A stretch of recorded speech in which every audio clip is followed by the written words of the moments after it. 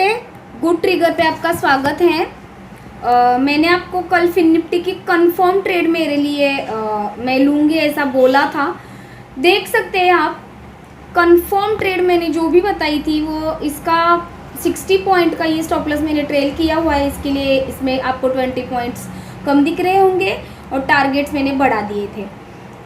तो इसमें मुझे पॉइंट 60 का 0.60% का स्टॉप लॉस था और 1.5% का टारगेट मैंने कल लिया था, क्योंकि आज एक्सपायरी है। अगर मार्केट वॉलेटाइल रहा तो ही काफ़ी बड़े ट्रेड मिल सकते हैं, अदरवाइज साइडवेज ज़्यादा जाने के चांसेस थे। इसीलिए मैंने इसमें डेढ़ ही पॉइंट्स का टारगेट बताया था। लेकिन बाद में जब मैं जैसे बताती हूँ आपको हमेशा कि अगर हमें RSI साथ देने लगता है, RSI ऊपर जब मार्केट जाता रहता है, RSI 60 के ऊपर जाने की कोशिश में रहता है, तो हमें उस वक्त बाइंग की साइड की ट्रेड में कंफर्मेशन मिल जाता है। वैसे ही जब मुझे कंफर्मेशन मिला तब मैंने इसमें काफ़ी अच्छा मेरा टारगेट भी ट्रेल किया, स्टॉप लॉस भी ट्रेल किया और 2 बजे तो मेरा प्रॉफिट भी बुक हो गया था। और ये देख सकते हैं आप, आपके सामने ही ट्रेड है। और जिन्होंने मेरा कल का वीडियो देखा होगा वो ज़रूर जानते होंगे, और जो अब तक मेरे पुराने व्यूवर्स होंगे वो जानते हैं कि मेरे कैसे लेवल्स एग्जैक्टली वर्क करते हैं। और जब मेरे लेवल्स और मेरे टारगेट्स हिट होते हैं ना, मेरे गुड ट्रिगर्स जब हिट होते हैं ना, तो मुझे बहुत खुशी होती है। तो ऐसा एनालिसिस करना आप सीख जाए। इसीलिए ये मेरा मोटिव है चैनल ओपन करने का, कि लोग सीख जाए। जो भी ऑप्शन में लॉस कर रहे हैं तो वो ऑप्शन से दूर रहे और स्टॉक में शिफ्ट हो जाए, इक्विटी में शिफ्ट हो जाइए। जैसे ये देखिए, अभी हमें मार्केट ने, मैंने बोला था एनालिसिस करके मंडे का संडे को जो भी वीडियो डाला था, मार्केट कितना करेक्ट होगा करके, तो अभी तक तो बैंक निफ्टी में हमें कुछ भी करेक्शन नहीं दिखा है। हमें एक बार बाउंस आना चाहिए, ऐसे मैंने बोला था, क्योंकि बड़े जो वेटेज वाले HDFC बैंक है, ICICI है, ICICI का रिजल्ट इतना अच्छा आया, वो अगर हिलेंगे तो बैंक निफ्टी ऊपर की तरफ थोड़ा सा बैक बाउंस दे सकता है। ये मैंने एग्जैक्टली बोला था। अगर किसी ने वीडियो नहीं देखा हुआ तो जाके चेक कर सकते हैं। अब हम कल कैसे ट्रेड करेंगे, ये रहा फिन निफ्टी का ट्रेड। अभी ये फिन निफ्टी की तो आज एक्सपायरी हो चुकी है, तो पहले हम निफ्टी में देख लेते हैं। ये देखिए, निफ्टी में भी एग्जैक्टली वैसे की वैसे ही वर्क करा है ट्रेड। अगर गैप डाउन ओपन होके निफ्टी मुझे कुछ बुलिश प्रेशर का कैंडल दिखाती है तो मैं ये ट्रेंड लाइन तक का ही ट्रेड बोली थी, लेकिन मैंने इसमें कुछ भी ट्रेड नहीं लिया, क्योंकि इसमें RSI मेरे साथ नहीं था। और फिन निफ्टी और बैंक निफ्टी में अगर मोमेंटम हमें मिल रहा है तो साइडवेज मार्केट में कौन जाएगा? जो भी हिल रहा है उसी की तरफ हम देखेंगे। तो बैंक और निफ्टी का वही लेवल है अभी भी 25,000। जब तक डिसिसिवली ब्रेक करके रिटेस्ट करके नहीं जाता ऊपर, तब तक हमें ये ऊपर के 25,700 तक के टारगेट जो भी है, जहाँ तक बाउंस आना चाहिए, वो लेवल्स नहीं मिलेंगे। अदरवाइज ये जब टूटेगा तब हम बुलिश हो ही जाएंगे उसमें, लेकिन ये लेवल तोड़ता नहीं और इस बीच में से कहीं घूमता है। ये बात की बात है। पहले मैं कल की ही ट्रेड आपको बता देती हूँ। ये तो ऊपर के लेवल तोड़ेगा तब क्या हम बुलिश की ट्रेड बाद में देखेंगे।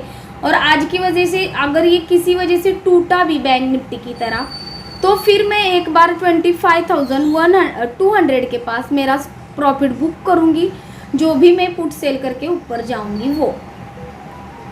लेकिन अभी फ़िलहाल मुझे कोई कंफर्मेशन ना होने की वजह से मैं इसमें ज़्यादातर बुलिश नहीं हूँ।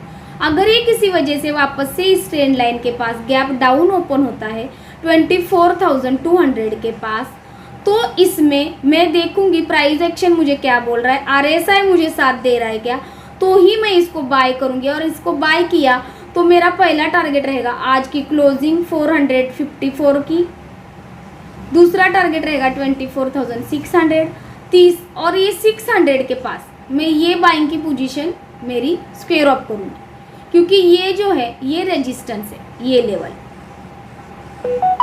इस बीच से कहीं से भी मार्केट ऐसे घूम सकता है।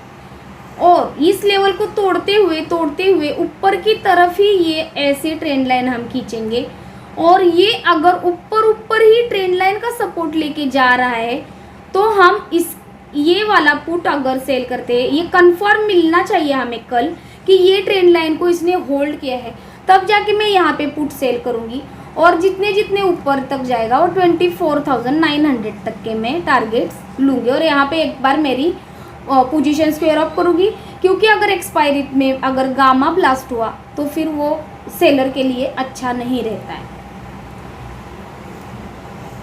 तो आपको अभी ट्रेड समझ में आ चुकी होगी। अगर ये किसी वजह से ट्रेंड लाइन तोड़ता है और ट्रेंड लाइन ब्रेक रिटेस्ट पे हम नीचे की तरफ इसको सेल करेंगे। नीचे के इसके सारे ट्रेड्स जो है 23,400 तक के ये कंफर्म ट्रेड है। इसमें अगर ये ऐसे इस तरफ आता है तो ये ट्रेंड लाइन तोड़ के नीचे आता है, तो ये लेवल तोड़ के नीचे आता है तो 24,000 डिसिसिवली तोड़ेगा ना निफ्टी, तो बहुत बढ़िया ट्रेड इसमें है नीचे की तरफ हमें। अदरवाइज ये अगर इस लेवल से जैसे कि सपोर्ट लिया था वापस से 24 के पास अगर सपोर्ट लेता है तो यहाँ पे बहुत छोटे ट्रेड है। ये इसमें बायर लॉस ही करने वाले हैं निफ्टी में। जो भी एक्सपर्ट है वही ट्रेड करे, अदरवाइज निफ्टी से थोड़ा सा दूर ही रहे। रिजल्ट सीजन होने की वजह से इसमें वैसे भी कोई ट्रेड एग्जीक्यूट नहीं हो रहे, फिर भी मैंने आपको बता ही दिए हैं सारे ट्रेड्स। अभी हम देखते हैं बैंक निफ्टी के। और विदाउट स्टॉप लॉस निफ्टी में ट्रेड ना करें। ये अगर ये नीचे की तरफ आता है तो स्टॉप लॉस मेरा जो रहेगा 24,400 का रहेगा, अगर नीचे आता है तो। अदरवाइज हम 15 मिनट की कैंडल का पूरा ही वेट एंड वॉच करेंगे एंड उसके बाद ही ट्रेड मैं करूँगी निफ्टी में। अदरवाइज मैं बैंक निफ्टी में ही अपॉर्चुनिटी ढूंढूंगी। बैंक निफ्टी अगर किसी वजह से 51,900 और 800 के बीच में या 700 भी पकड़ते हैं हम, तो इन तीन प्राइस के बीच में कहीं आता है 51,900 और 700, इसके बीच में कहीं गैप डाउन ओपन होके मुझे वापस से मैं अगर यहाँ से ऐसे ट्रेंड लाइन खींचूंगी तो यहाँ से इस बीच में आके कहीं से अगर मुझे बाइंग अपॉर्चुनिटी दिखाता है और RSI मुझे साथ देता है तो मैं इसको अगेन बाय करूँगी और ऊपर फिर मुझे 52,600 के टारगेट मिल जाएंगे फिर कल। और अगर ये 52,600 के पास डायरेक्ट गैप अप ओपन होता है तो मैं वेट एंड वॉच करूँगी और या सपोर्ट ले ये, या मुझे कोई बियरिश फॉर्मेशन दिखाए तो मैं इसको शॉर्ट करूँगी और मेरे टारगेट से रहेंगे 51,900 और 51,800 तक के रहेंगे। इसमें भी मुझे RSI ने साथ देना चाहिए। RSI मुझे 50 के नीचे होना ज़रूरी है। अगर ये जब नीचे की ट्रेड देता है तो RSI 50 के नीचे, और ऊपर की ट्रेड जब हमें मिलती है बाइंग साइड की तो RSI 60 के ऊपर 65 के ऊपर जब रहेगा तभी वो RSI बायर्स का फ्रेंड रहेगा, इतना याद रखिए।